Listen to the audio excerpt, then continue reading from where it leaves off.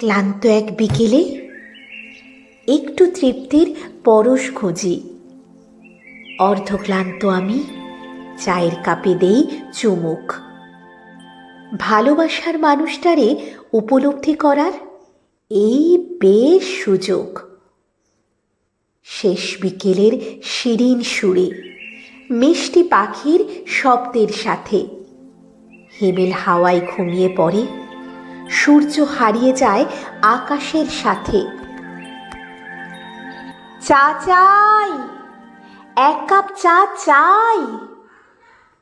ভালোবাসার সুভাষে আমি কল্পনা আর আবেগ মিশিয়ে জাগিয়ে নেব আমার সমস্ত স্নায়ুকোষ।